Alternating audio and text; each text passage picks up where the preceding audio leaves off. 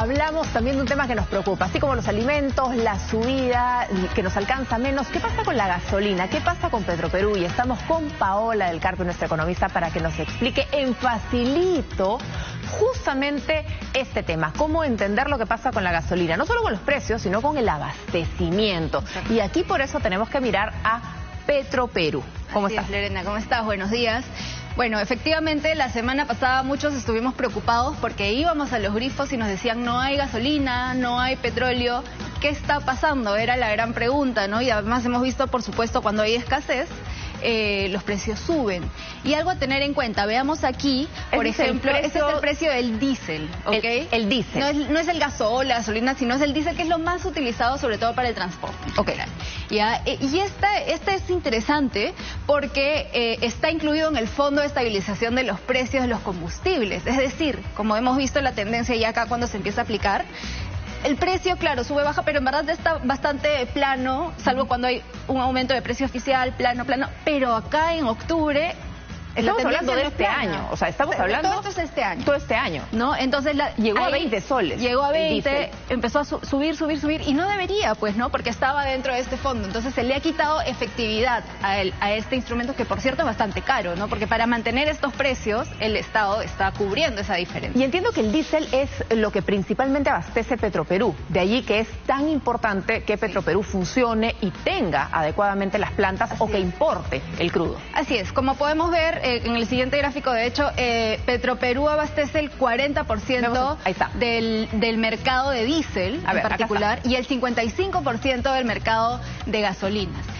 ¿Qué pasó en este caso particular? ¿Por qué hubo desabastecimiento? Lo que ocurrió fue que la empresa pública, que es bastante grande, es bien importante para nosotros, no tenía liquidez, no tenía plata a la mano para pagar porque llegue el petróleo, llegue la gasolina a los... O sea, a la empresa tal que vende este crudo, ese diésel no tenía cómo comprar. Entonces veamos, es una empresa que está en una posición financiera tan complicada que no tenía la liquidez, la plata a la mano para poder continuar con esta operación. Hay empresas que no tienen plata, empresas del Estado, pero como son estados, de alguna manera dicen, ok, no lo pagues en efectivo, te doy crédito, pero tampoco Petroperú tiene crédito. No, eso ahora lo vamos a ver. Y de hecho aquí, como te decía, ellos abastecen el 40% del mercado y tienen una red importante, una infraestructura importante de abastecimiento en general de los combustibles. Claro, entender Petroperú, que abastece el diésel, y vemos en el cuadro que es este 39%. Sí, es una parte importante de la torta. Y a pesar de que otros como La Pampilla, Valero, han intentado cubrir esta demanda insatisfecha, no se ha logrado, pues porque son bien importantes ellos en el mercado. Vamos a ver el siguiente cuadro donde podemos entender lo que ocasiona justamente el desabastecimiento de combustible. ¿Por qué nos afecta? Así es. Entonces, esta ya es una empresa que tiene problemas desde antes, no es una empresa que ha tenido problemas desde este gobierno, desde este momento, no, es una empresa que tiene problemas desde antes, dos grandes problemas. Uno, liquidez, como te decía, plata a la mano para poder operar tranquilamente.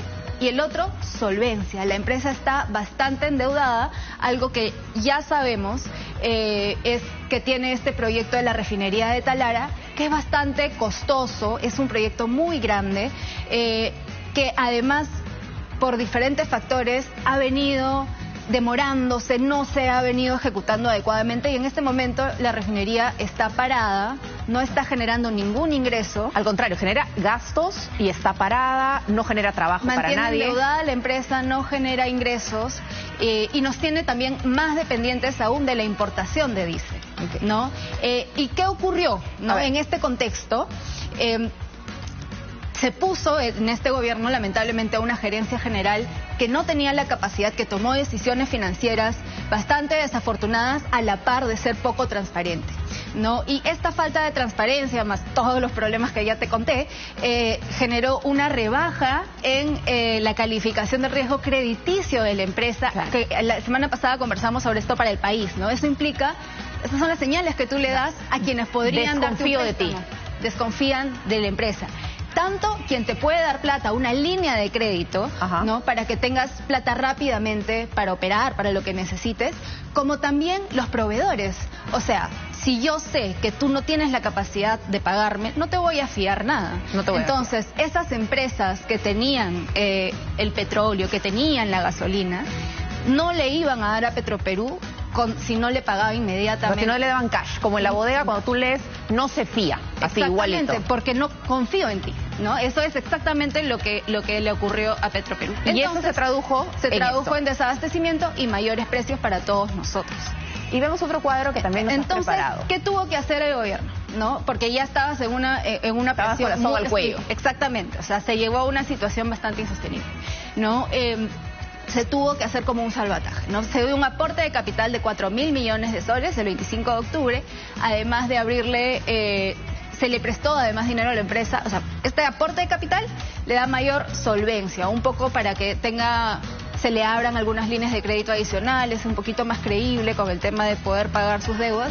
Y lo otro es darle crédito, darle un préstamo para que pueda tener liquidez, ¿no? Y esto, ¿cómo impacta en la situación finalmente de la economía? ¿Cómo nos afecta a todos nosotros que Petroperú esté tan mal? Lo primero y más importante es que al estar nosotros salvando a una empresa pública, en este caso, tenemos menos recursos disponibles para otro tipo de prioridades. Salud y educación. Solamente el aporte, sin tener en cuenta el préstamo que se le ha dado a la empresa, solamente el aporte de capital de 4.000 millones de soles es 2 veces todo lo que se va a otorgar en bono alimentario en este momento, que acabamos de hablar de la inflación, que la gente está tan ajustada, que hay muchas personas vulnerables sufriendo. 2 veces, ¿no? Y el Consejo Fiscal ya ha advertido que esto también pone a las finanzas del país en jaque, porque todo este préstamo, que no es menor, es más de $1.000 millones, porque en mayo también se le dio un préstamo, es elevado y no estaba planificado, ¿no? Okay. No estaba planificado.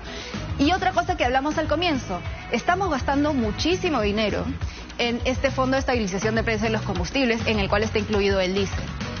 Este problema le bajó efectividad a la medida porque igual los precios subieron y nos generaron a todos una presión inflacionaria, a nuestros bolsillos directamente. O sea, al final, en verdad, lo que pasa con esta empresa pública sí nos afecta. Entonces, algo bien importante es que nos aseguremos de que hay un cambio real en la gobernanza de la empresa que pueda empezar a generar confianza en los agentes y...